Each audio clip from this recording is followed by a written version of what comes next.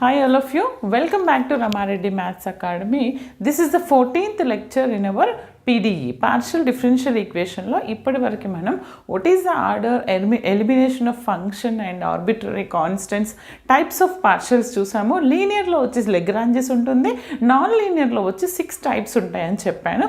ఒకవేళ కనుక first time చూస్తే ఈ వీడియో కింద డిస్క్రిప్షన్లో ప్లేలిస్ట్ లింక్ ఇచ్చాను, అక్కడికి వెళ్ళి చెక్ చేసుకోండి అమ్మా.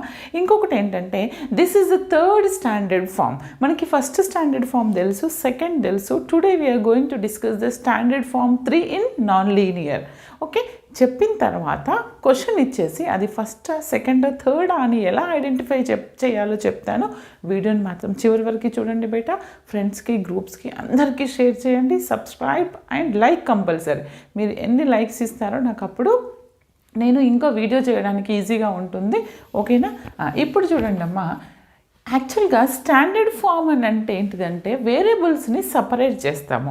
అది ఎలా ఉంటుంది అని అంటే చూడండి, an equation of the form f1 x, p which is equal to f2 y, q అంటే ఏంటిది? This is in the form of f1 in terms of x, p, y, q. There is no z term. అదే చెప్తున్నారు. It's not containing z and it's not containing z. X and p can be separated from those terms, from y and q. That is the standard form 3. అసలు ఎలా ఉంటుంది standard form 3? f1 x, p equal to f2 అని ఉన్నప్పుడు you can consider it as one constant. Assume that let us consider one constant a అనుకుంటే అంటే this term is equal to a and this term is also equal to a అవుతుంది. అవునా? అప్పుడు ఇచ్చినటువంటి function xpని ఒక variable అనుకున్నాను నేను, constant ఒక a అనుకుంటే, కాన్స్టెంట్ అనుకుంటే, నౌ మనం ఏం చేయాలి? p అండ్ x టర్మ్స్ని సపరేట్ చేసిన తర్వాత ఇక్కడ నుంచి p వాల్యూ ఫైండ్ అవుట్ చేయాలి. From this right p value. అప్పుడు ఫంక్షన్ ఇన్ టర్మ్స్ ఆఫ్ ఎందులో ఉంటుంది? x అండ్ aలో ఉంటుంది. Same like here right in terms of q function containing y and a. అర్థమైంది కదా?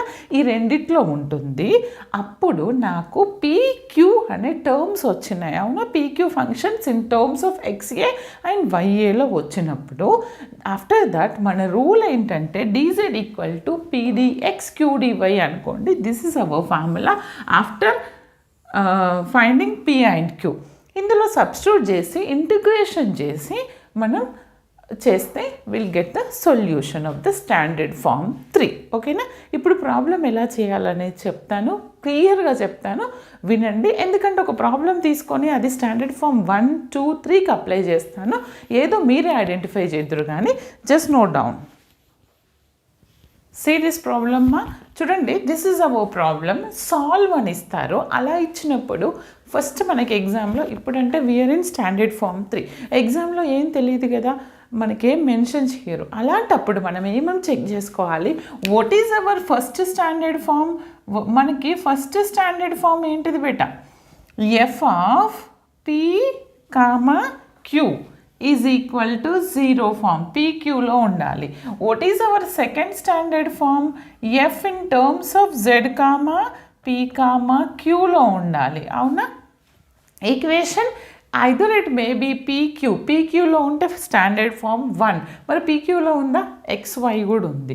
p అంటే ఫస్ట్ స్టాండర్డ్ ఫామ్ కాదు.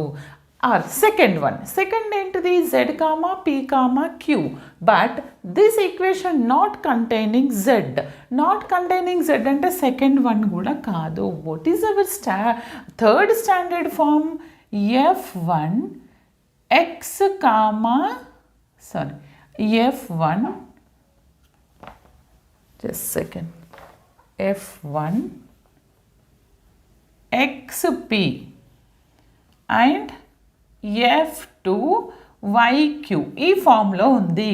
అంటే equation containing x, y, p, q terms ఇలా ఉన్నప్పుడు మనం ఏం చేయాలి? Separating the terms, separating the variables, method 3 use చేద్దాం. అప్పుడు మెథడ్ 3 యూజ్ చేయాలంటే ఇప్పుడు మనం ఏం చేయాలి బేట? First of all separating the terms. అవి ఎలానో చెప్తాను చూడండి.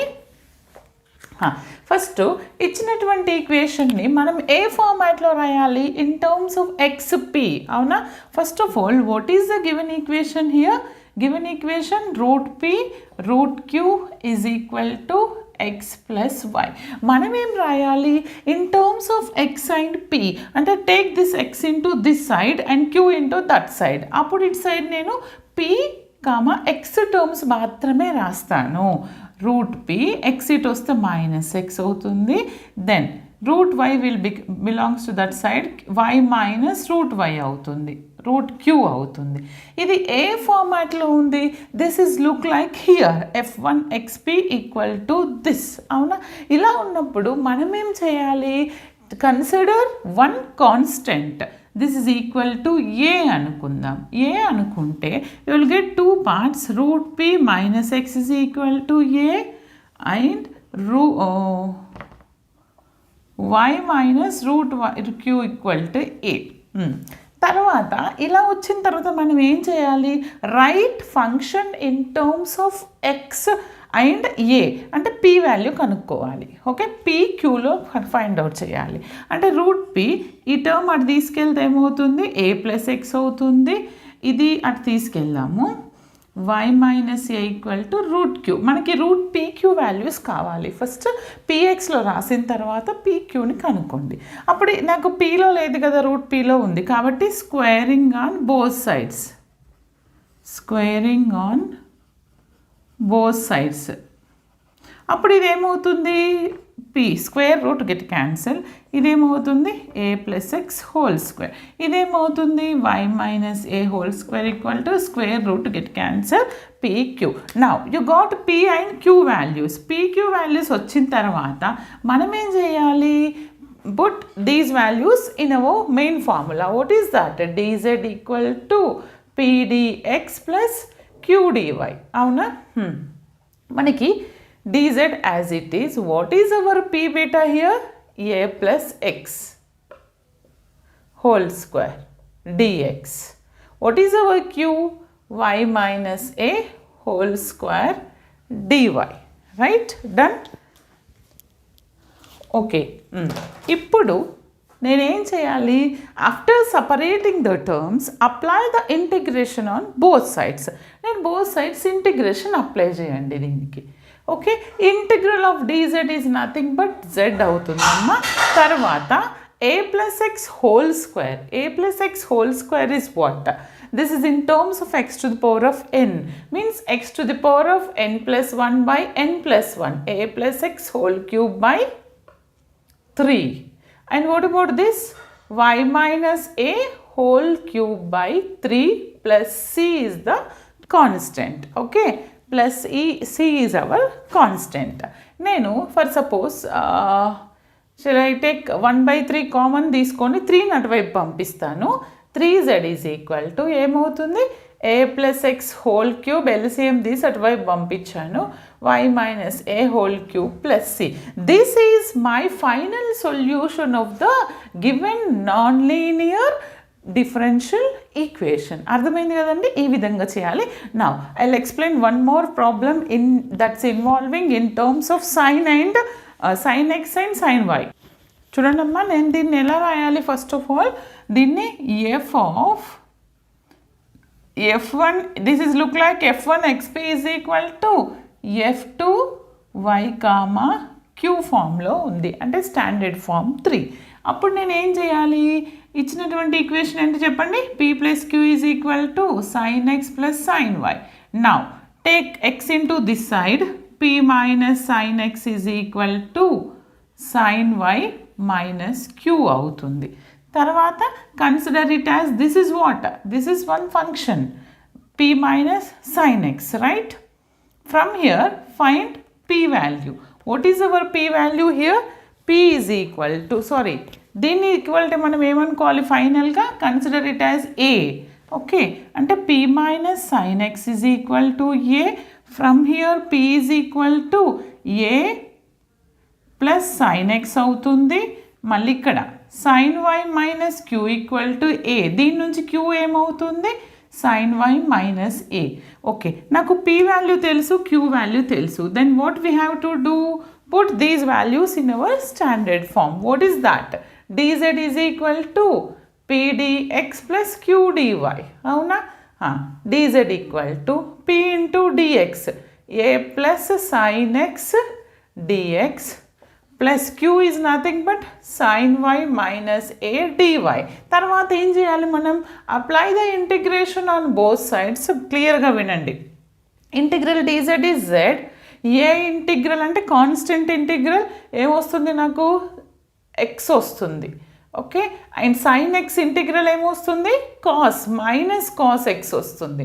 ఓకే, తర్వాత sine y integral minus cos y వస్తుంది.